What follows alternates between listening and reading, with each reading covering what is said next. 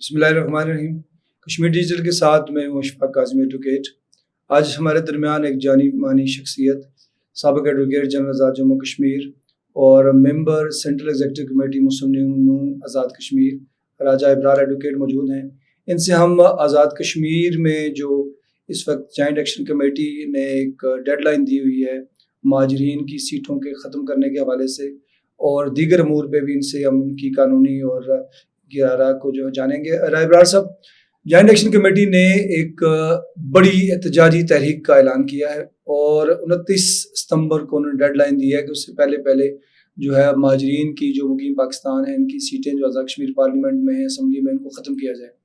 آپ کی اس پہ کیا رائے ہے؟ چونکہ آپ پہلے جوائنٹ ایکشن کمیٹی کے حمایتی بھی رہے ہیں، تو اس ایشو پہ آپ کیا کہتے ہیں؟ بسم اللہ الرحمن الرحیم۔ سب سے پہلے تو آپ کو یہاں پر بلانے کا مجھے آپ کا بہت بہت شکریہ۔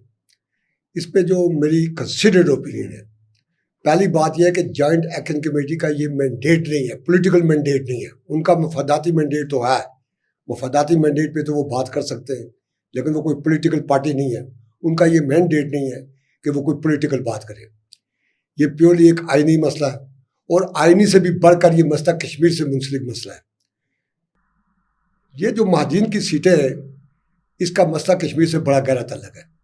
کل رائے شماری ہونی ہے اقوام متحدہ کی قراردادوں کے مطابق، اور اگر ان کی سیٹیں ختم کر دی جائیں تو اس میں بہت سارا جو ہے وہ الجھاؤ پیدا ہو جائے گا۔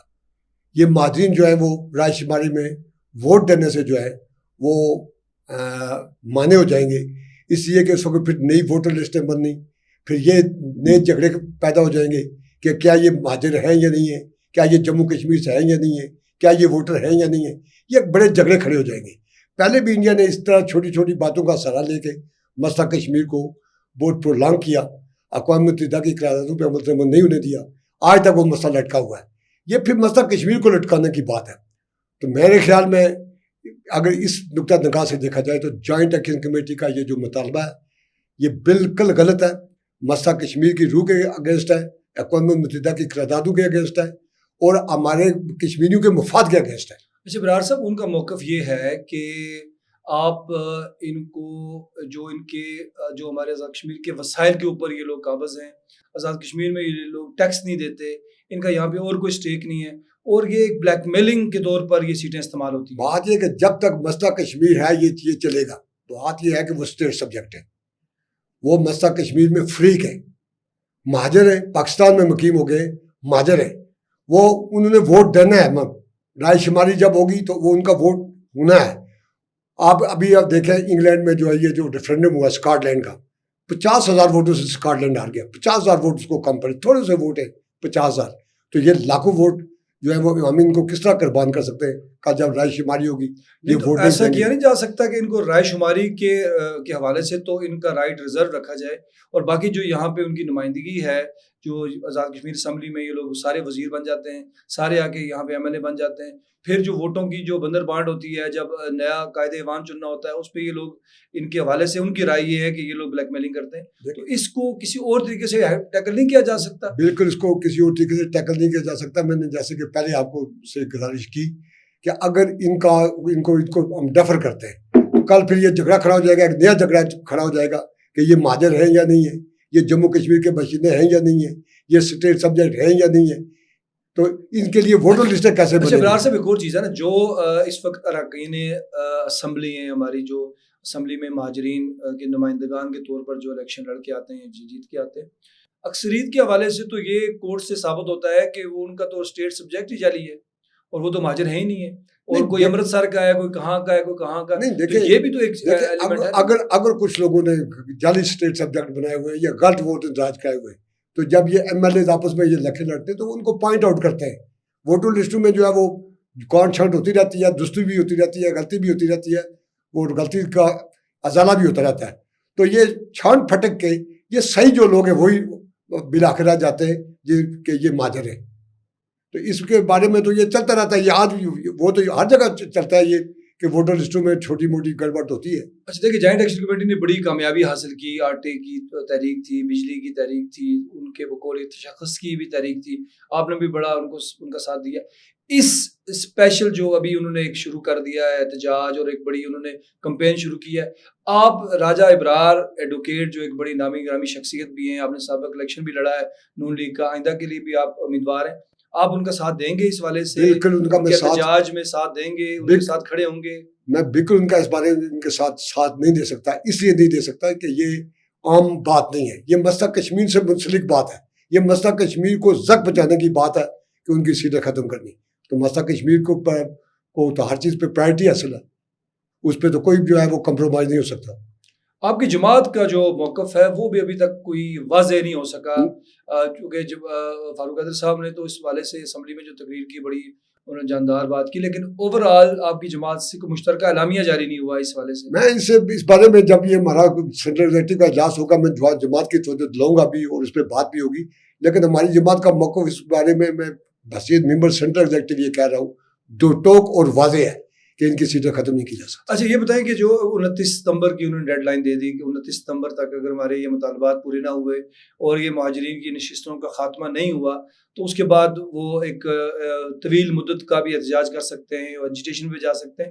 آپ مجھے یہ بتائیں کہ کیا احتجاج سے اور آئین میں، چونکہ یہ آئینی معاملہ، آئین میں ترمیم ہو سکتی ہے، پھر یہ ترمیم بالکل ڈیفرنٹ ہے کہ یہ ترمیم ان لوگوں سے متعلق ہے جنہوں نے اپنے خلاف ووٹ ڈالنا ہے۔ اگر یہ ترمیم فرض کہ ان کی بات مان لی جائے تو کیا یہ مہاجرین جو 12 سیٹیں والے ہیں یہ اپنے خلاف ووٹ ڈالیں گے کہ بھئی ہمیں ہمارا خاتمہ کر دیا جائے، اپنے ڈیتھ وارنٹ پہ سائن کریں گے؟ اس ضمن میں میری گزارش یہ ہے کہ یہ ترمیم ممکن ہی نہیں ہے، یہ صرف میں نے پہلے جیسے عرض کی کہ یہ آئینی مسئلہ نہیں ہے، یہ آئین سے اوپر کا مسئلہ ہے، آئین سے اوپر کا مسئلہ کشمیر کا مسئلہ ہے، یہ تو بالکل یہ نہیں ہو سکتی، نہ یہ ترمیم کی جا سکتی ہے، نہ یہ ترمیم الو ہو سکتی ہے۔ اس ترمیم کو الو کرنے کا مطلب یہ ہے کہ مسئلہ کشمیر ہمیشہ کے لیے ختم، رائے شماری میں کل پھر ہم ہار جائیں گے، تو یہ بہت حساس مسئلہ ہے۔ آپ ان کو مشورہ نہیں دیتے کہ یہ لوگ بجائے احتجاج کرنے کی پولیٹیکل پارٹی بنائیں، الیکشن لڑیں، جیت کے آئیں اور آ کے امینڈمنٹ کر دیں؟ میں نے پہلے گزارش کی کہ ان کا یہ پولیٹیکل مینڈیٹ اس سیکشن کمیٹی کا ہے ہی نہیں، ان کا مفاداتی مینڈیٹ ہے۔ مفاداتی مینڈیٹ میں بھی ان کے ساتھ ہوں کہ اگر مجھے کوئی مفاد ملتا ہے، آزاد کشمیر کے کسی بندے کو کوئی مفاد ملتا ہے وہ ان کے ساتھ ہے، لیکن ان کا پولیٹیکل مینڈیٹ تو کوئی نہیں ہے، یہ نہ کوئی پولیٹیکل پارٹی ہے، نہ ان کو کا کوئی پولیٹیکل مینڈیٹ ہے، اور نہ ان کو یہ اس قسم کے مطالبات کرنے چاہیے، نہ ان کو ایسا مطالبہ کرنے کا کوئی حق حاصل ہے۔ تو عوامی مفاد تو اس میں وابستہ ہے اس سارے اس معاملے میں، کیونکہ وہ یہ کہہ رہے ہیں کہ آزاد کشمیر کے جو وسائل ہیں، ہمارے جو ریاستی لوگ ہیں وہ اس سے محروم ہو جاتے ہیں، اور جو غیر ریاستی ہیں جو پاکستان کے علاقوں سے بھی مفاد لے رہے ہیں وہ یہاں بھی کلیم کر رہے ہیں، وہاں بھی کلیم کر رہے ہیں، تو اگر یہ مسئلہ ختم ہو جائے تو آزاد کشمیر کے سارے وسائل آزاد کشمیر کے ریاستی جو عوام ہیں ان کو ملیں گے۔ نہیں، غیر ریاستی تو میں ان کو نہیں کسی طور پہ بھی کہہ سکتا، غیر ریاستی تو وہ نہیں ہیں، تو وہ ریاست کے باشندے، ریاست جموں کشمیر کے باشندے، ان کو کیسے غیر ریاستی کہا جا سکتا ہے؟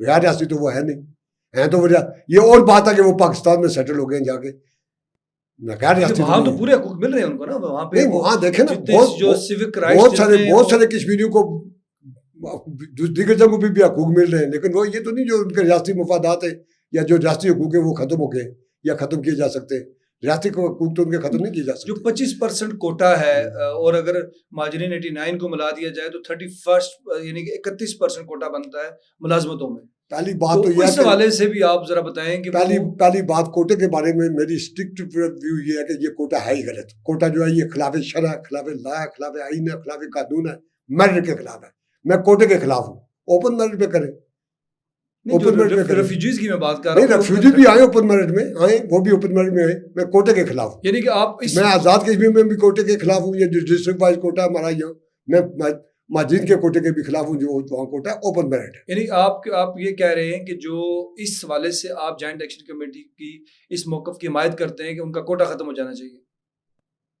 کوٹا سسٹم ہونا ہی نہیں چاہیے، ان کا نہیں، میں کہتا ہوں پورے آزاد کشمیر میں کوٹا سسٹم ہی نہیں ہونا چاہیے، میں کوٹا سسٹم کے خلاف ہوں۔ اچھا، یہ غیر شرعی اور غیر اسلامی ہے۔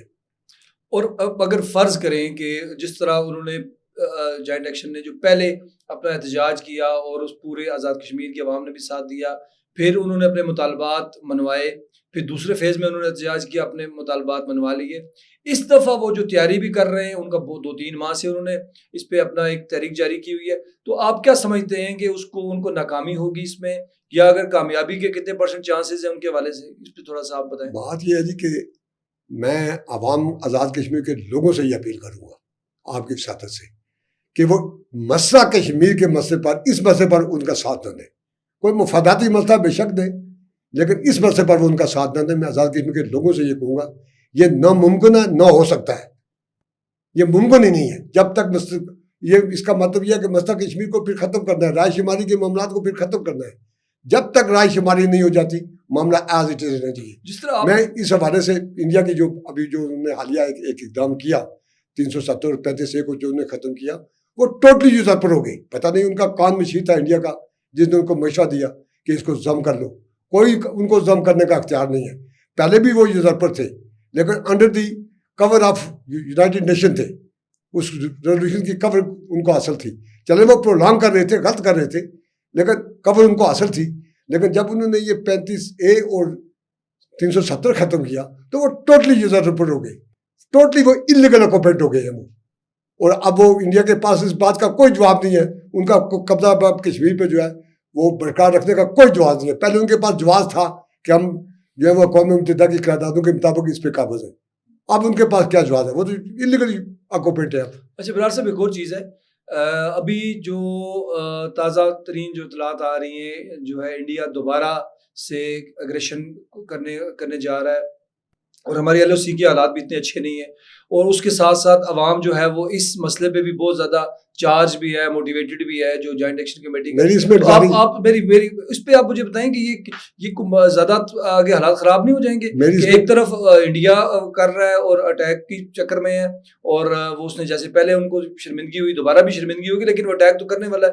ادھر سے یہ اندرونی حالات اس طرح کے ہو گئے تو اس کو کیسے آپ اپیل کریں؟ اس میں میری گزارش یہ ہے کہ مجھے انڈیا کی انٹیلیجنس جو ہے اس پہ بڑی حیرت ہوتی ہے کہ کتنی کمزور اور ناسمجھ ان کی انٹیلیجنس ہے. مجھے یہاں بیٹھ کے یہ پتا تھا کہ پاکستان جو ہے وہ دنیا میں چوتھے 5ویں نمبر پہ ہے دفاعی صلاحیت میں، کہ اس کی دفاعی صلاحیت دنیا کے چوتھے 5ویں نمبر پہ ہے.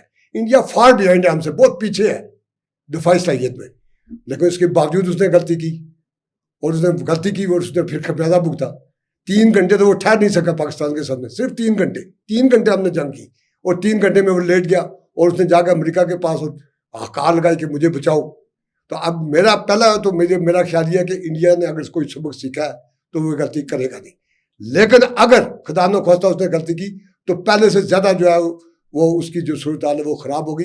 اس بار جیسے ہمارے آرمی چیف نے بھی کہا، کتے پاکستان میں بھی کہا کہ اس بار جنگ جو ہوگی وہ ہندوستان کی سرزمین پر ہوگی. اور میں آپ کو پورے وسوخ سے یہ کہتا ہوں اس جنگ میں پتہ نہیں آپ نے اس بات کا جائزہ لیا یا نہیں لیا. اب ہماری آرٹلری نے اور ایئر فورس نے تو کمال کیا ہی کیا، وہ تو کوئی بات کہنے کی نہیں ہے. لیکن آزاد کشمیر کی سرحدوں پر جو ہماری آرٹلری نے کمال دکھایا ان کو سڑ کے ہی نہیں اٹھانے دیا. اور میرا تو یہ خیال تھا کہ اگر یہ جنگ 5-7 دن رہتی تو ہم کشمیر پہ قابض ہو جاتے، کشمیر انڈیا کے ہاتھ سے نکل جاتا، یہ پاکستانی فوجیں کشمیر میں داخل ہو جاتی تو انڈیا پہلے تو یہ غلطی کرے گا نہیں. لیکن اگر کرے گا تو وہ پھر اس کا خمیازہ بھگتے گا. اور ہمارے آرمی چیف نے جو امریکہ میں یہ کہا کہ اگر ہمیں یہ خطرہ کہیں محسوس ہوا کہ ہم ڈوب رہے تو ہم آدھی دنیا کو پھر لے کر ڈوبیں گے، پھر انڈیا بھی ڈوب جائے گا. اگر ہمیں یہ کہیں احساس ہوا کہ ہم ڈوبیں گے تو پھر انڈیا ڈوب جائے گا. اور میں ایک بات اور یہاں پر کہنا چاہتا ہوں کہ پاکستان کی سرزمین پر اللہ کے فضل سے اذانیں گونجیں گی، یہاں اللہ اکبر کا نعرہ جو ہے وہ گونجے گا. لیکن ہندوستان کی سرزمین پہ نہ تو وہ گھنٹیاں بجیں گی اور نہ چھن بجیں گے، اس لیے کہ وہ تو ختم ہو جائیں گے. یہ پہلے بھی جو ہے یہ ویسٹ سے لوگ آئے، یہ جو ویسٹ کی ریاستیں ویسٹ ایشیائی ریاستیں وہاں سے لوگ آئے، وہاں مسلمان ہیں، وہ آ جائیں گے ہماری جگہ.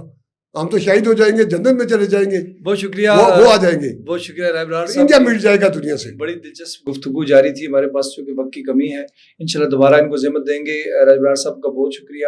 امید ہے آپ کو یہ پروگرام پسند آیا ہوگا. خدا حافظ.